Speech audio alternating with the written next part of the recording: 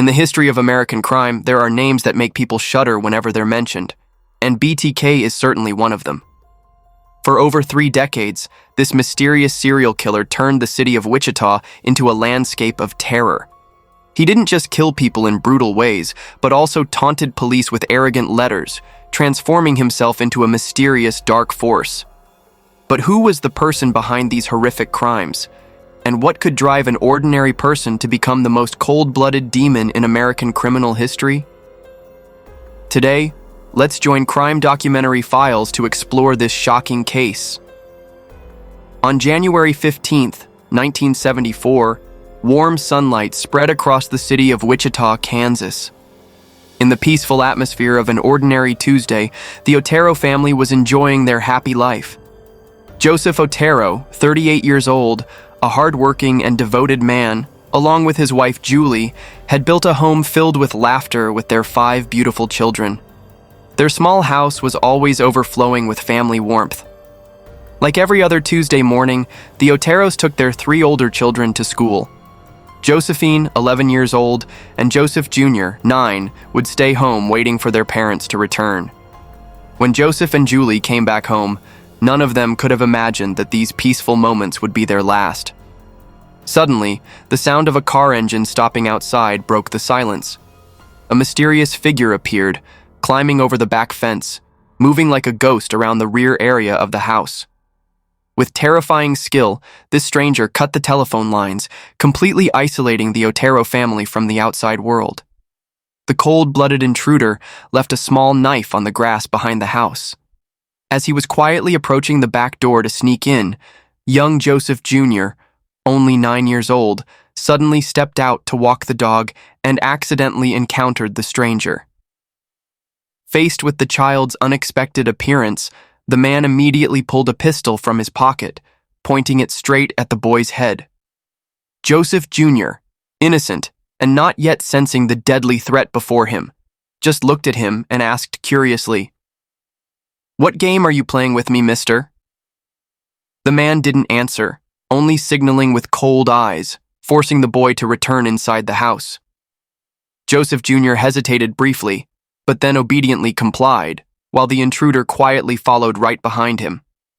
Inside the house, the Otero couple stood frozen before the horrifying scene, their youngest son being held at gunpoint by a stranger. By now, Josephine understood what was happening, and the little girl burst into tears.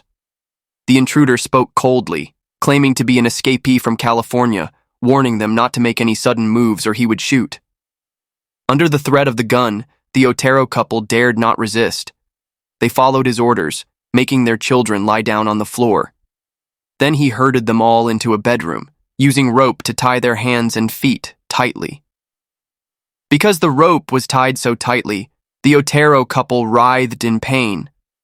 Their hands and feet went numb, blood seeming to stop flowing. They begged him to loosen the ropes, but only received cold cruelty in return.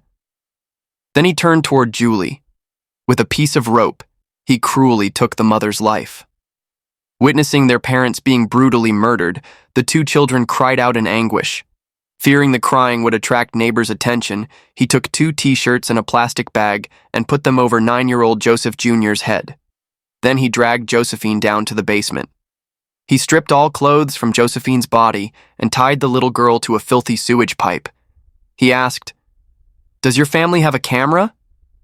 I want to record this wonderful moment." Receiving the answer that they didn't, he said, "You'll go to heaven just like your family." After that, the poor child was also brutally murdered by him. After committing the crime, he left the scene with terrifying calm, as if he had just finished a normal job. But halfway through, he suddenly remembered the small knife he had brought was still lying there on the grass behind the Otero house. Worry about leaving evidence forced him to turn the car around and return to the scene, quietly retrieving the weapon in the silence of the dark night.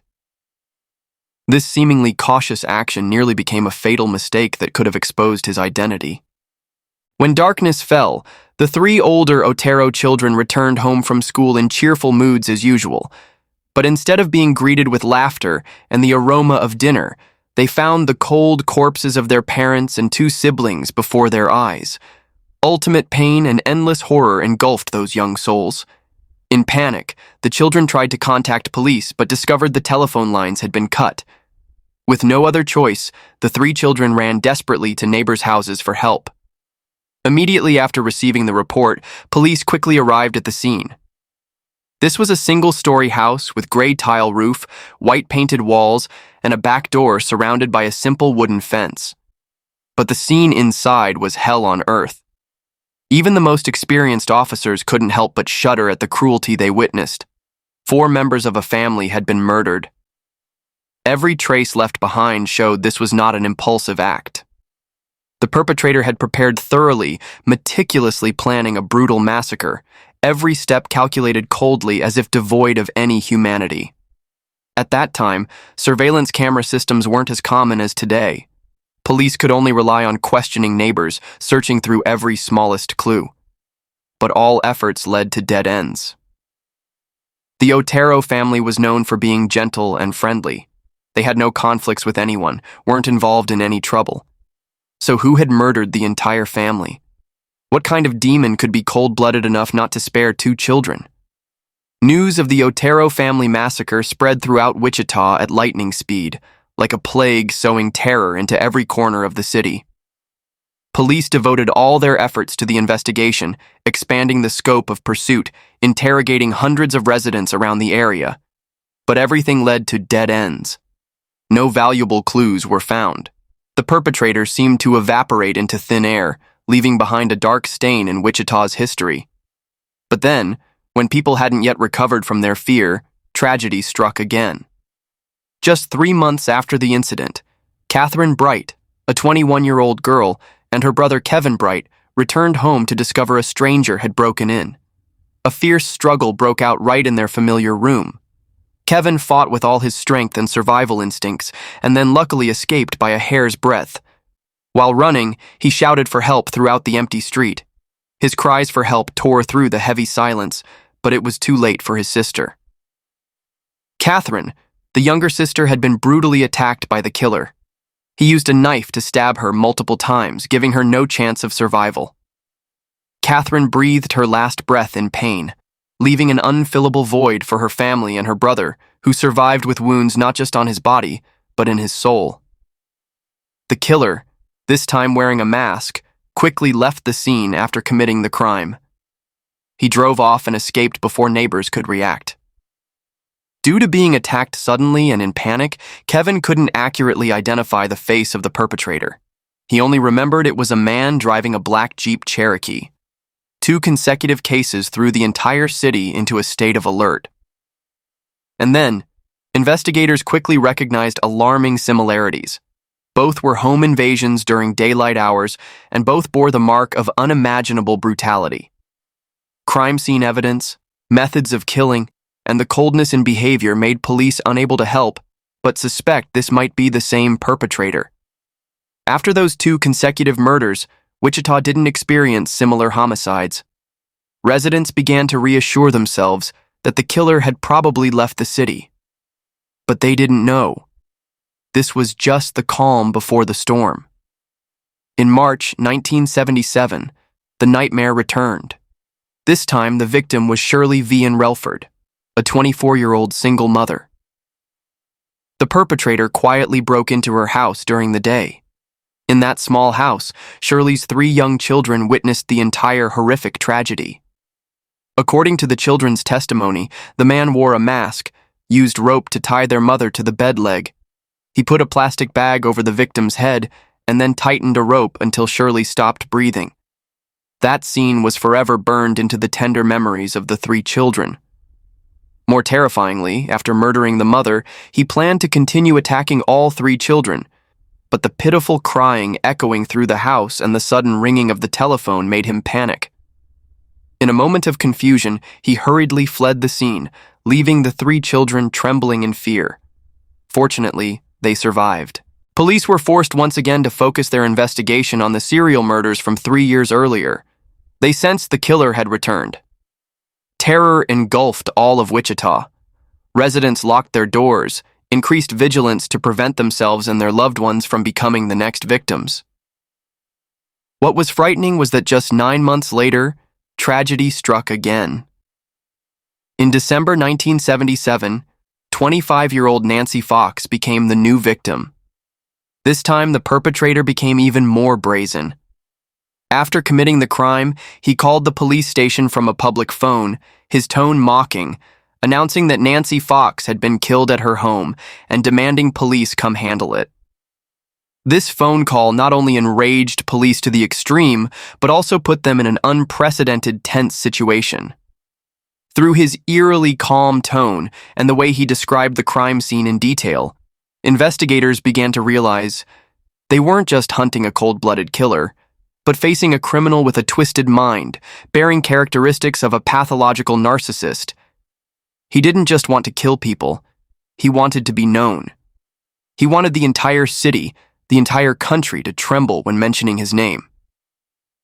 While police were still struggling with countless tangled clues, on a day in December 1978, a letter was suddenly sent to Wichita television station.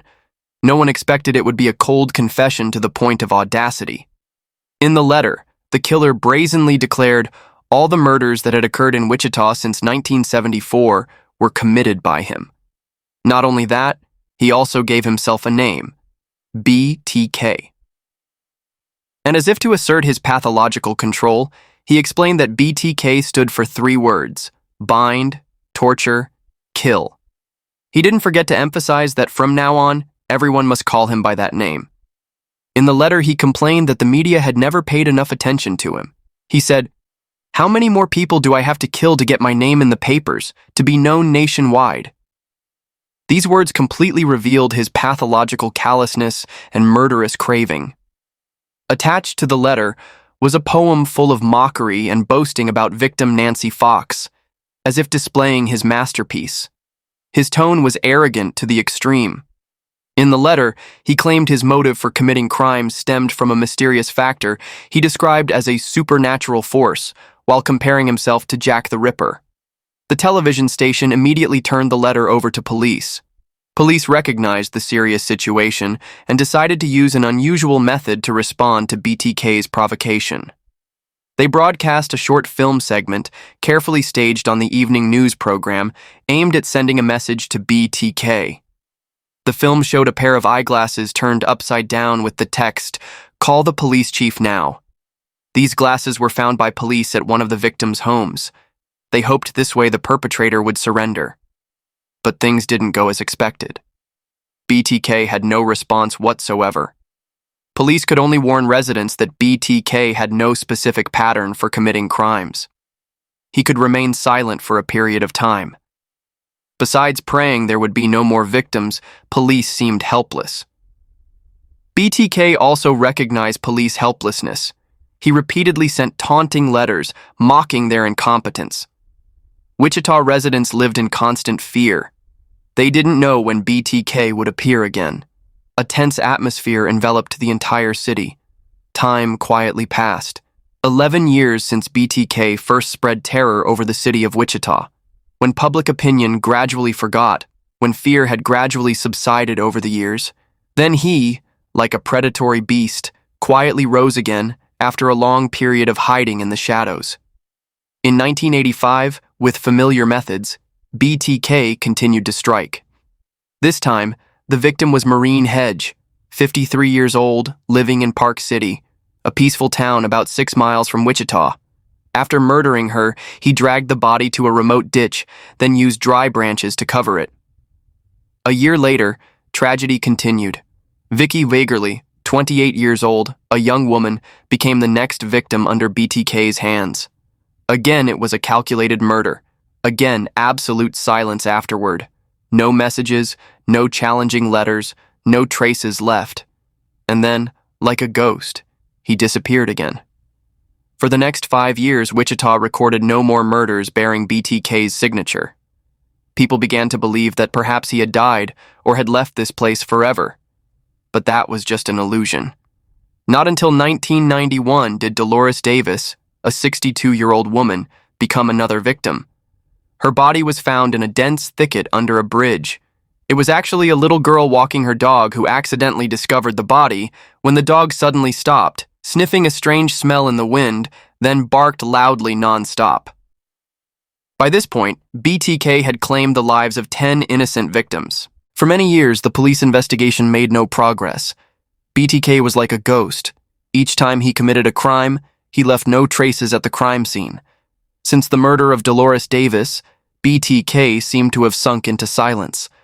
For 13 years, he committed no more crimes. However, this didn't mean he had disappeared. In 2004, he again sent 11 haunting letters to local media outlets in Wichita.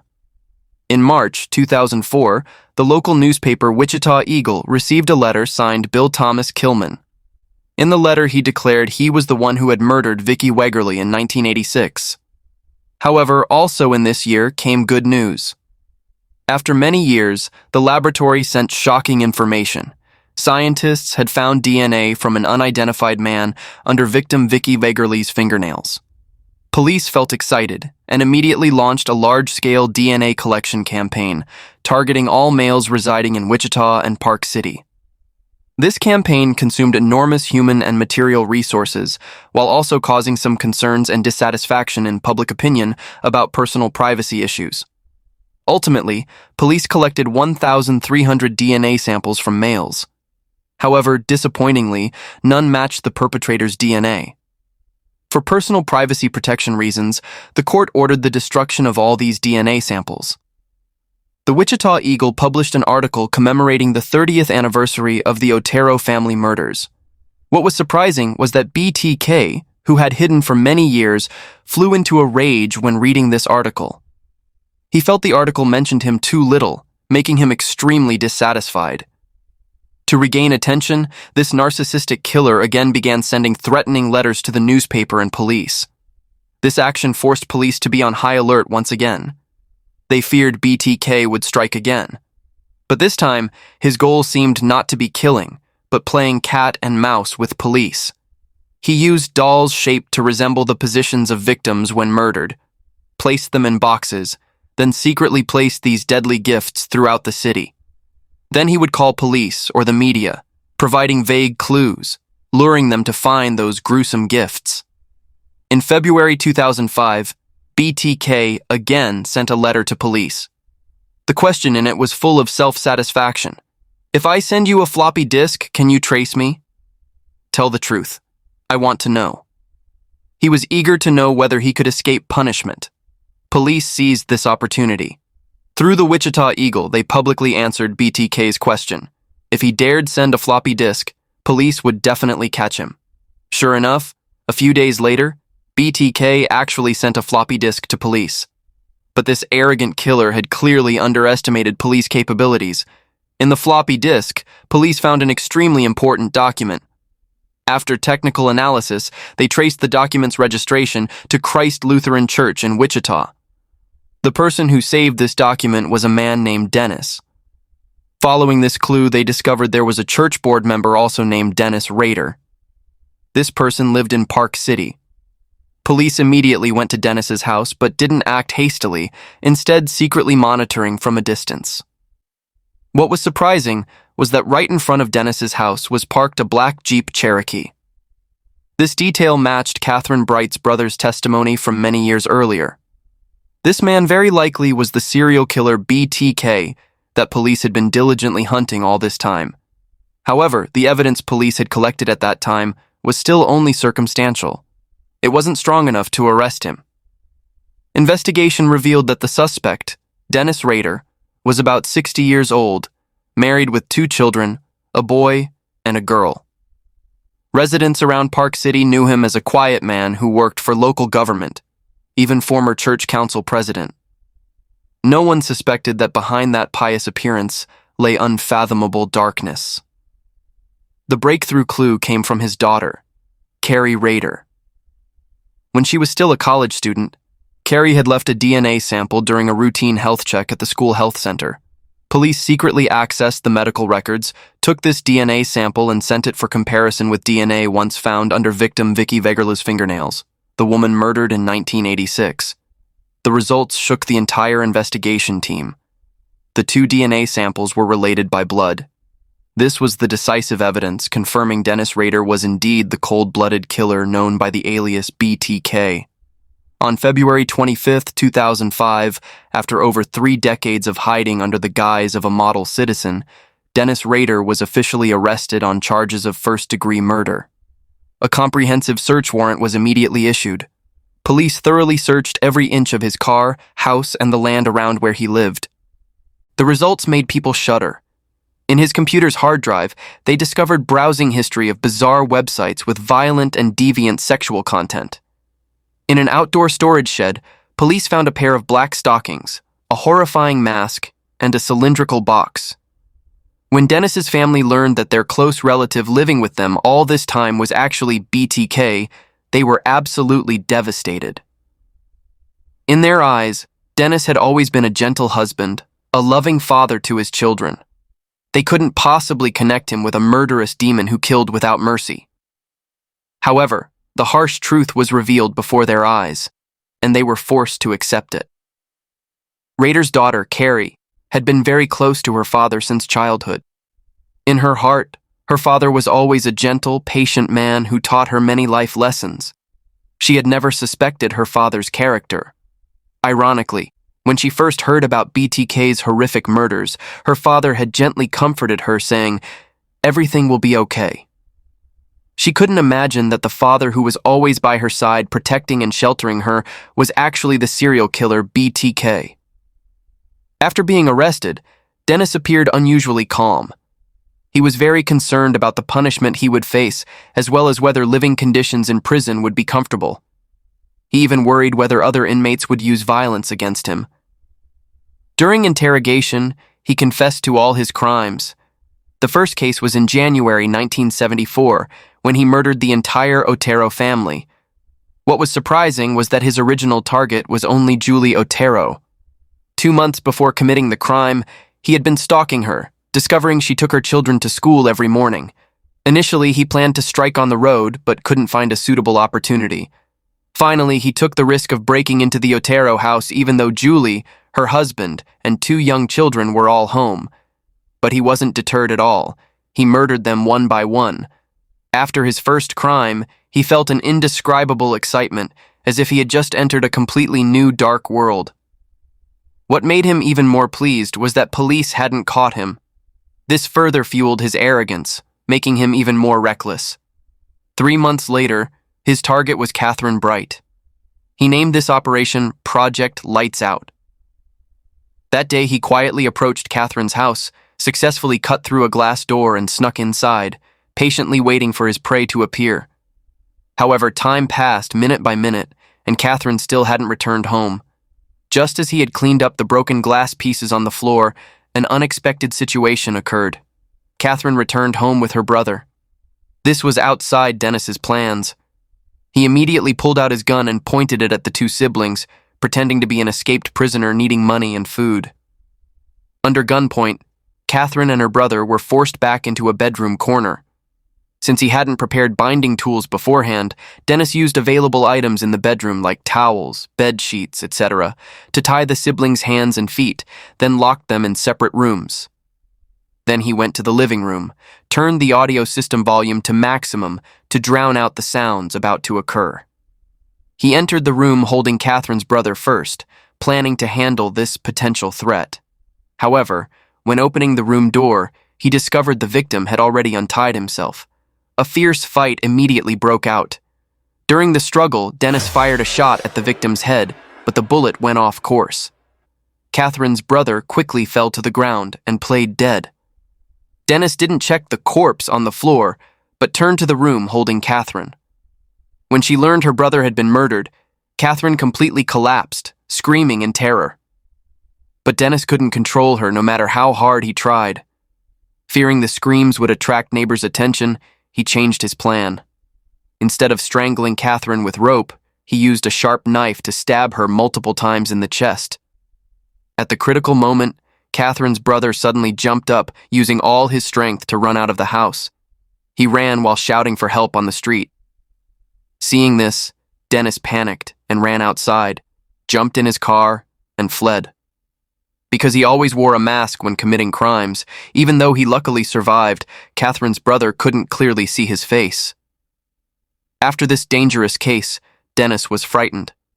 He remained silent for 3 years.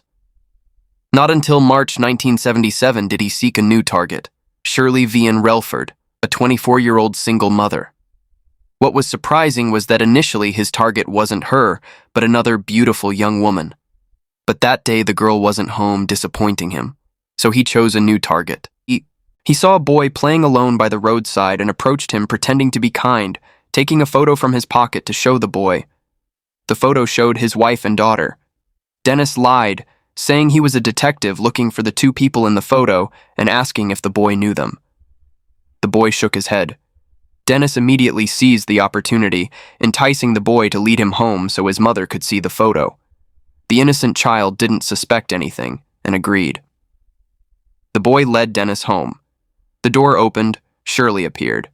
She took the photo with a suspicious look, examined it carefully, then said she didn't know the people in the photo. Just as Shirley let down her guard, Dennis quietly pulled out his gun and rushed into the house. He used the old trick again, pretending to be pursued by police, wanting to rob their house. The boy and 2 other children panicked, bursting into tears at the sudden incident. Seeing this, Dennis tricked the 3 children into the bathroom, locking the door to be sure. He also forced the terrified Shirley to help him move some heavy objects to block the bathroom door. To calm the crying children, Dennis secretly went into the room to get some toys and blankets, but this couldn't dispel the fear in their hearts. When finished, Dennis dragged the sobbing Shirley into the bedroom, tied her tightly to the bed, then put a plastic bag over her head. Then he began savagely attacking Shirley. Throughout the process, Shirley continuously pleaded in desperation, but her pitiful cries only further excited Dennis. Finally, he used a rope to cruelly end Shirley's life. Behind one door, the heartbreaking cries of the 3 children still echoed from the bathroom. Their tender souls had to endure unimaginable horror. Dennis planned to kill all 3 children to eliminate witnesses, but just as he was preparing to act, the telephone in the house suddenly rang. This sudden sound made Dennis worried. Finally, he abandoned his plan to kill the children and hurriedly drove away from the scene. 9 months later, he targeted 25-year-old Nancy Fox. He named this operation Project Fox Hunt. This name clearly showed his pathological narcissism and desire to control everything. Like a cunning hunter, he snuck into Nancy's house when she wasn't home. When Nancy returned, he suddenly rushed out to subdue her. Nancy screamed in terror, demanding to call police, but Dennis said he had already cut the phone lines beforehand. He even threatened to sexually assault Nancy. Before that, he even pretended to be calm, lighting Nancy a cigarette, saying it was to help her calm down. After savagely attacking Nancy, Dennis took out a belt to strangle her. He repeatedly loosened, then tightened it, feeling Nancy's strength gradually drain until she stopped breathing. At this moment, he leaned close to Nancy's ear, whispering in a cold voice, "I am the notorious BTK." After killing Nancy, an even more insane idea flashed through his mind. He went to a nearby public phone booth to call police. This was the first time he actively contacted police. This unprecedented interaction made him extremely excited and thrilled, as if playing a dangerous game. Later, he also sent a letter to Wichita television station, officially announcing his BTK designation. In his twisted perception, these crimes weren't just simple murders, but also a form of artistic creation. He craved attention and recognition from everyone. Since at that time the media didn't report much about him, making him dissatisfied, so he decided to use letter sending to attract attention. In 1979, Dennis targeted 63-year-old Anna Williams. He snuck into her house, patiently waiting. However, several hours passed and she still hadn't returned. The killer lost all patience and had to leave. Anna Williams was lucky to escape death without ever knowing. After that, Dennis suddenly ceased criminal activities. Like a two-faced person, he returned to his family, focused on work, trying to play the role of a good husband and father. No one could suspect that beneath that ordinary, simple appearance lay a dark and evil heart. Thus, 6 peaceful years passed. By 1985, the criminal desire in Dennis's heart arose again. He targeted 53-year-old Maureen Hedge. He named this operation Project Cookie. The reason he chose Maureen was because her house was near his. He wanted to try what it would feel like to plan the murder of a neighbor near his home. Like before, he waited for night to sneak into Maureen's house, cut the phone lines, then hid in the closet, patiently waiting for his prey to appear. When Maureen came home, he suddenly rushed out from the closet, pointing his gun to subdue her. After savage torture, Maureen quickly lost all ability to resist, her breathing weakening. Then this perverted killer took photos of Maureen's body and took some items from her house as souvenirs. After that, his perverted desires still weren't satisfied. He drove Maureen's body to Christ Lutheran Church, where he served as a board member. As a board member, he had keys to the church's main door. Maureen's body was brought into the sacred space of the church. Then Dennis used black plastic bags to cover all windows, creating a dark, isolated space. Next, he turned on the church lights. In this holy place, he freely desecrated Maureen's body. Before dawn, he removed the plastic bags from the windows, carefully cleaned the scene, trying to erase all traces. Finally, he put the body in his car trunk, drove to a remote ditch, and dumped it. A year later, by chance while out, Dennis noticed 28-year-old Vicky Vagerla. She drove a rather nice car. This again aroused his desire. He began stalking her. Later, when wandering near Vicky's house, he heard melodious piano sounds coming from inside. So he named this operation Project Piano. He played the role of a telephone repairman, knocking on Vicky's door. He pretended to carefully check the phone lines, working while chatting with Vicky. At that time, Vicky's child was sleeping peacefully in the crib. Dennis patiently waited for the opportunity. When he saw the right moment, he quickly pulled out his gun and pointed it at the unsuspecting young mother, subduing her. Vicky desperately struggled, screaming that her husband would be home soon. Hearing this, Dennis became like an enraged wild beast, immediately strangling Vicky to death. Then he took his camera to photograph Vicky's cold corpse and left the scene.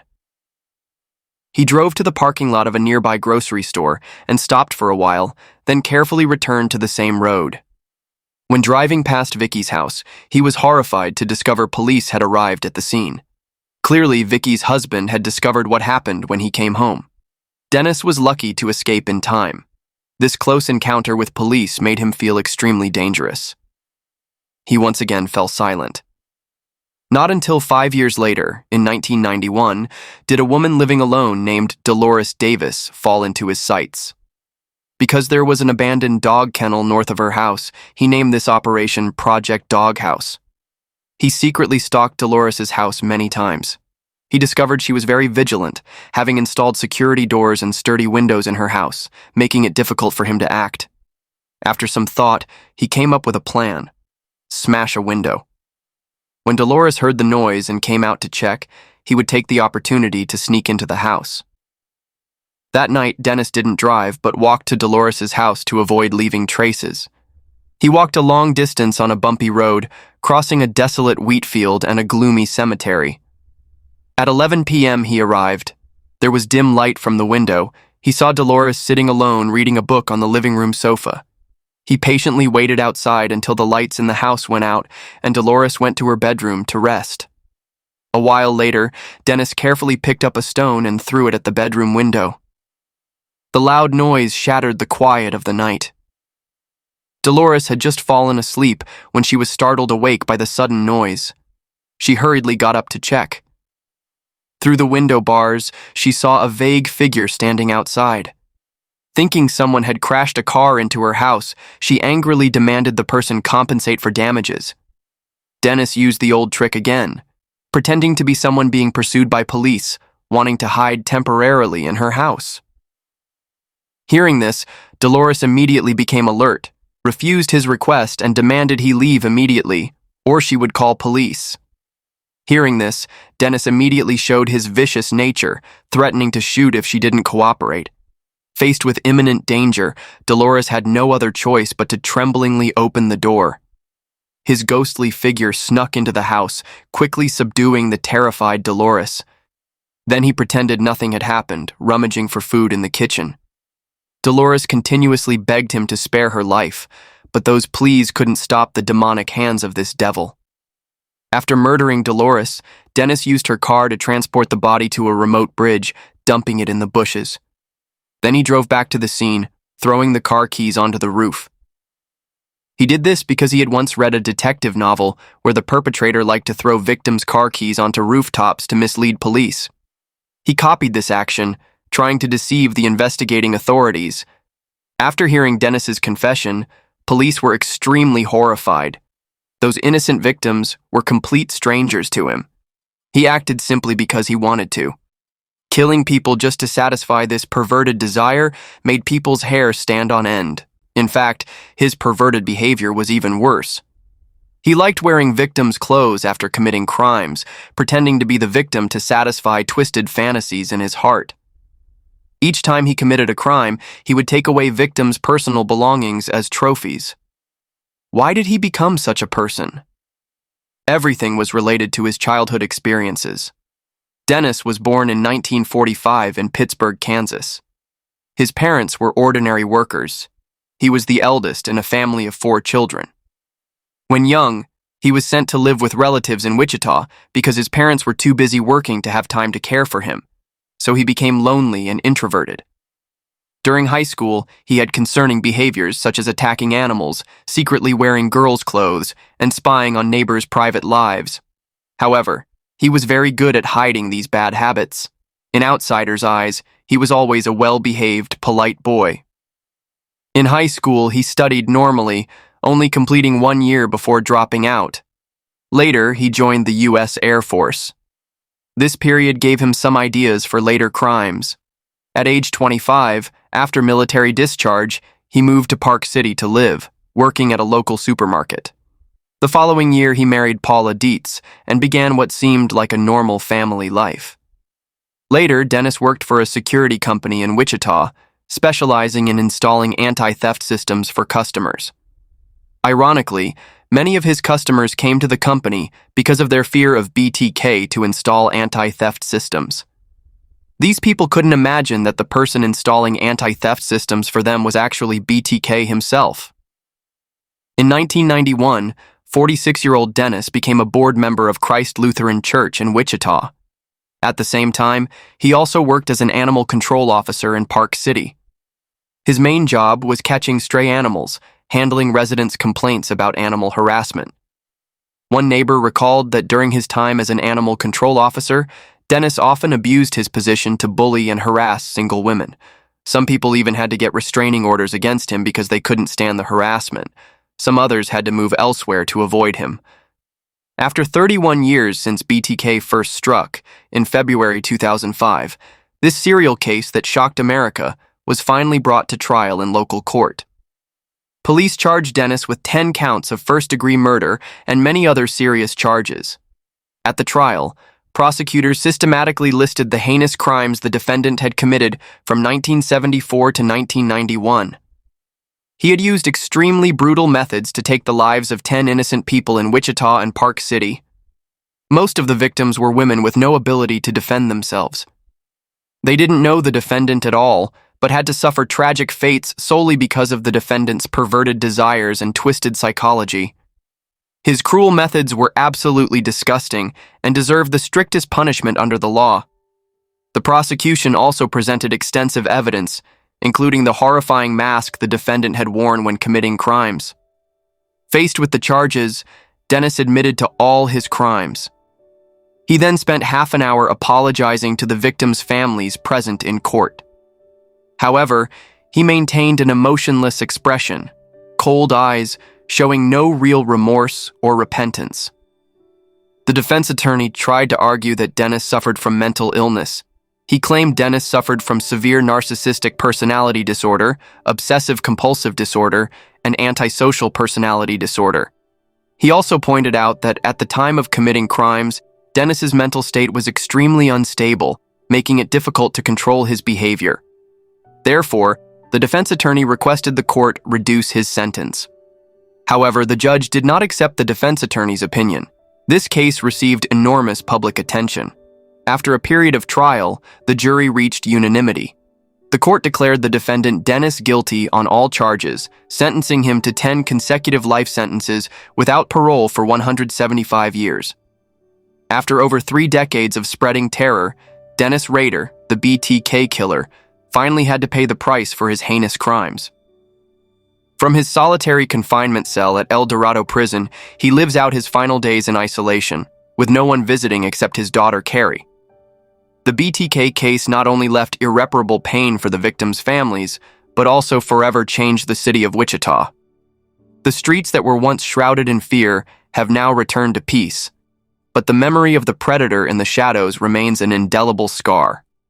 And that concludes today's case. Thank you for watching, and we'll see you in the next video.